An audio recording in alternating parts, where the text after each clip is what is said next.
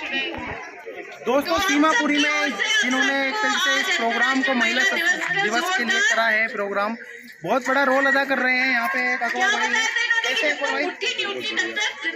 और बताइए, आपका तो काफ़ी नाम दिख रहे, काफ़ी अच्छा काम कर रहे हैं आप कबाड़ी वालों के लिए। देखिए जो है कि जो दिक्कतें आए दिन बढ़ती जा रही है, उसमें असल है कि लोगों को जागरूक करना भी एक अहम जिम्मेदारी है, क्योंकि लोग जब तक जागरूक नहीं होंगे तब पता नहीं चलेगा कि उनके साथ कैसी परेशानी आ रही है। जो परेशानी आ रही है उन परेशानियों के साथ लोग समझौता कर रहे हैं, और हमारा काम है समझौता करना नहीं। उस काम को जो हम कर रहे हैं, उस काम से जो सरकार को और इस एरिया को जो बेनिफिट है उसको हम लोगों को बताया, ताकि लोगों को ये बताए कि वेस्ट पिकर का जो कूड़े वाला कहता है, कूड़े वाला एक तो वेस्ट पिकर नहीं होता, कूड़े वाला वो होते हैं जो कूड़े को पैदा करते हैं। तो ये पूरा मुहिम है, और आज महिला दिवस का प्रोग्राम इसीलिए रखा हमने कि महिलाओं को पता चले कि एक ऐसा भी एक दिन होता है, एक ऐसा भी त्यौहार होता है जो सिर्फ और सिर्फ महिलाओं के लिए होता है। तो महिलाओं को उसकी जानकारी देना, और आज के दिन क्यों महिला दिवस मनाते हैं, तो इसके लिए भी एक अवेयरनेस प्रोग्राम है ये जो हमने आज सीमापुरी में कर रहे हैं। आप जो है ये महिला दिवस जो आप मना रहे हैं, महिला दिवस में आप जो है डॉक्टर अम्बेडकर की क्या भूमिका बताना चाहते हैं? देखिए, डॉक्टर अम्बेडकर की जो भूमिका है वो जो कहते हैं कि एक देश और एक तरीके का लोगों का जो अधिकार है वो एक समान होना चाहिए। उस आधार पे हम लोगों को बता रहे हैं कि जो लोग कहते हैं कि किसी लोगों को इस देश में रहने का अधिकार नहीं है, या लोगों को एक समान बोलने का अधिकार नहीं है, या लोगों के लिए कानून अलग अलग बन रहे हैं, या तो लोगों के लिए जो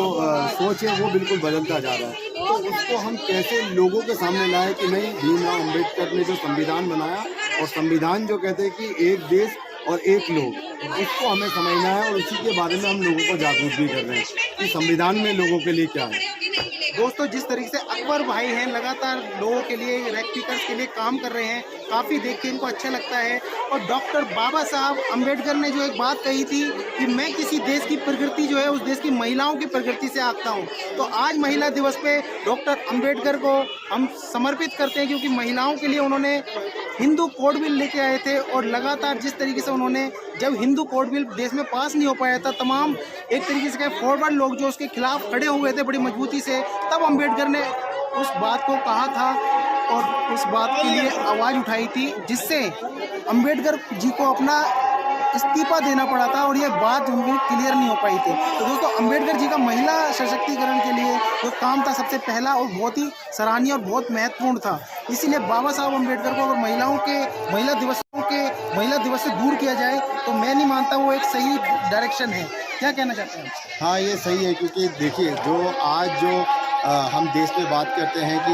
एक साथ रहने का, वो बाबा भीमराव अम्बेडकर के ही जो संविधान बनाए हैं, जो उन्होंने सोचा कि देश में सिर्फ एक ही जाति के लोग नहीं रहते हैं, देश जो है काफ़ी जातियों के साथ मिलकर बनाया, देश में काफ़ी कल्चर को मानने वाले लोग हैं। तो बाबा साहब भीमराव अम्बेडकर ने जो संविधान बनाया उसमें एक ही बराबर रहने की बात कही है, और उसमें खासकर जो योगदान महिलाओं का है, जो पुरुष का है, तो ये बाबा भीमराव जी का, अम्बेडकर जी का जो योगदान है, जो आज पार्लियामेंट में भी हमारी महिलाएं हैं, आईपीएस में महिलाएं हैं, और बड़े बड़े जो अधिकार जो मिले हैं महिलाओं को, वो बाबा भीमराव अम्बेडकर का ही एक देन है। देखिए दोस्तों, अकबर जी जैसे समझदार लोगों को देश में और ज़्यादा आना पड़ेगा। तमाम लोगों को मैं कहना चाहता हूँ, कूड़े वालों को हर एक बस्ती में अकबर जैसे लोगों को निकलना पड़ेगा, ताकि वो अपने तमाम कूड़े वाले भाइयों के लिए आगे उनकी आवाज़ पहुँचाएँ, तभी ये कूड़े वाले देश में आगे बढ़ सकते हैं। हमारे कूड़े वाले भाई जितने भी हैं, उन्हें कभी भी अपने काम पे घृणा नहीं करनी चाहिए कि हम छोटा काम कर रहे हैं। वो देश में बहुत ही बड़ा काम कर रहे हैं, देश को स्वच्छ बनाने का काम कर रहे हैं, और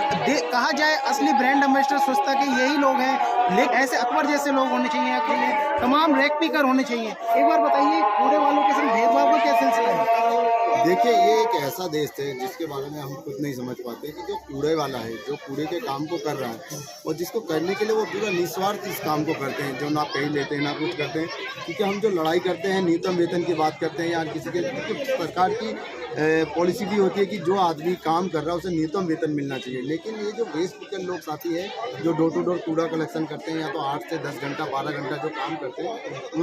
उनके पास ना ही ये अधिकार आता है, ना जो कूड़े को लेकर वो काम करते हैं, ना उनको कूड़े पे अधिकार है। तो और जैसे कि आजकल के टाइम पे जो स्वच्छ भारत अभियान के नाम पर जैसे इंदौर ने 3 बार अपने आप को नंबर 1 बनाया है, तो उसके आधार पे अभी जो एक होड़ है इंडिया के अंदर, हर सृष्टि चाहती है कि मैं नंबर 1 बनूं। लेकिन नंबर 1 जिन लोगों के लिए बन रहा है उन लोगों के लिए कहीं बात नहीं करी जा रही है। एक चीज मैं और जानना चाह रहा था, जिस तरीके से जैसे मान के चलिए आज से हम बात करें 100 साल पहले 200 साल पहले कूड़े की अगर हम बात करते हैं तो कूड़े में तो कुछ होता नहीं था, वही गंदगी होती थी। उस टाइम पे सरकार का या मान के चले तमाम आज़ादी के बाद भी काफ़ी 20 साल 50 साल तक सरकार का इसकी तरफ बिल्कुल ध्यान नहीं गया, प्राइवेट कंपनियों को ध्यान नहीं गया। लेकिन जैसे ही कूड़े से जब पता लगने लगा ये गरीब लोग आगे बढ़ना चालू हुए, थोड़ा पैसा कमा रहे हैं, कुछ कमा रहे हैं, तभी सरकार प्राइवेट सेक्टर इसमें घुस रही है। इसके बारे में आप क्या कहना चाहते हैं? देखिए, जो हम लोग बात कर रहे हैं कि शुरू से जो कूड़े का काम हो रहा है, कूड़े पे कुछ नहीं है। कूड़ा जो है, कूड़े के अंदर जो हमारा घर के निकले हुए चीज़ें हैं जिसको हम कूड़ा समझ के कूड़े में डाल देते हैं, लेकिन वो एक ऐसा चीज़ है जो कि दोबारा वेस्ट पिकर साथियों के माध्यम से दोबारा रिड्यूस रीयूज रिसाइकलिंग के मैं एक चीज़ कह रहा था, जो आज से मान के चलिए 10 साल 20 साल 30 साल 40 साल पहले 50 साल पहले ये कूड़ा जो है बहुत कम था, और कूड़े के बदले जो भी ये जो मान के चलिए गरीब तबका एक तरीके से कहा, निचला तबका कहा जाए, यही सब ये सफाई का काम करते थे, इसे एक तरीके से सफाई कर्मचारी कहा जाता था। तो लेकिन उस टाइम पे सरकार और तमाम जो तबके थे वो इसकी तरफ प्राइवेट सेक्टर इस पर नज़र नहीं डालते, क्योंकि बहुत गंदगी का काम था। ज़्यादातर लोगों के घरों में कहते थे गंदगी हो गई ले जाओ उठा के। लेकिन आज जब से इसमें प्लास्टिक, पन्नी, कागज ये सब आना चालू हो गया है तो प्राइवेट सेक्टर की इस पर नज़र हो गई। क्या कहना चाहते हैं? नहीं, इस पर मैं यही कहना चाहता हूँ कि देखिए, जैसे आमदनी बढ़ रही है और जैसे लोगों के पास कूड़े का जो प्रकार था वो भी बदल गया, क्योंकि आजकल के टाइम पे ऑनलाइन हो गया और हर चीज़ें जो पैकेजिंग तरीके से लोगों के पास आ रहा, तो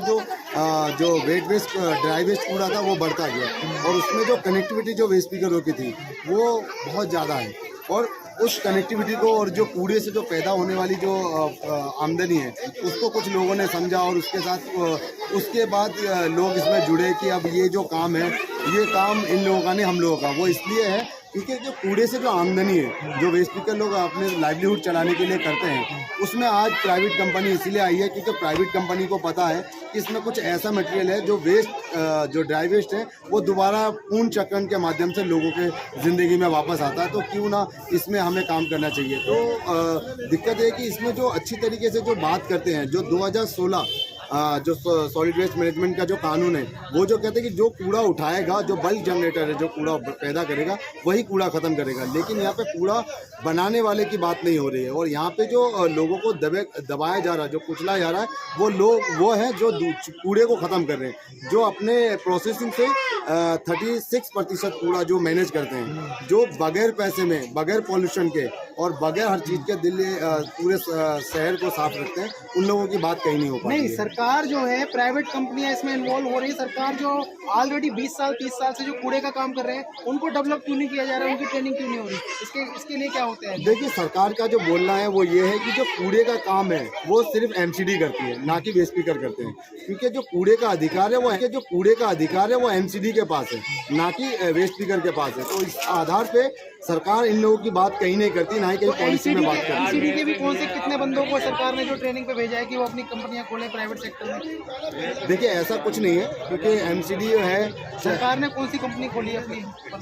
नहीं, ऐसा कोई पॉलिसी तो कोई ऐसी कंपनी नहीं है सरकार की। सरकार ने बस अपना यही करा है कि अपने जो निगम है उनको बांटा है, उसके अलावा अभी कुछ नहीं करा। तो जिस तरीके से दोस्तों हम बता देते हैं कि प्राइवेट कंपनी जब से दोस्तों देश में और कूड़े की लाइन में हावी हो रही है, तब से रैक पीकर जितने हैं उनकी स्थिति में काफ़ी एक तरीके से कहा जाए निचले स्तर पे उनको प्रॉब्लम झेलनी पड़ रही है, क्योंकि प्राइवेट कंपनी कितनी भी आ जाए, ठेका ले लें, लेकिन मेन जो कूड़े का काम है वो यही रैक पीकर, तमाम जो रैक पीकर है वही करेंगे, चाहे प्राइवेट कंपनी आए चाहे सरकारी कंपनी हो। तो जब सारे काम इन्हीं को करने हैं तो इनको टेंडर क्यों नहीं दे सकती सरकार? सरकार को सोचना चाहिए कि जो ऑलरेडी इस लाइन के एक्सपीरियंस होल्डर 20-20 साल 30-30 साल से कूड़े का काम कर रहे हैं, उन्हीं को प्रमोट करना चाहिए, उन्हीं को मिनी टेंडर देना चाहिए। भले ही प्राइवेट कंपनी अगर टेंडर लेती है तो छोटा जो मिनी टेंडर होता है वो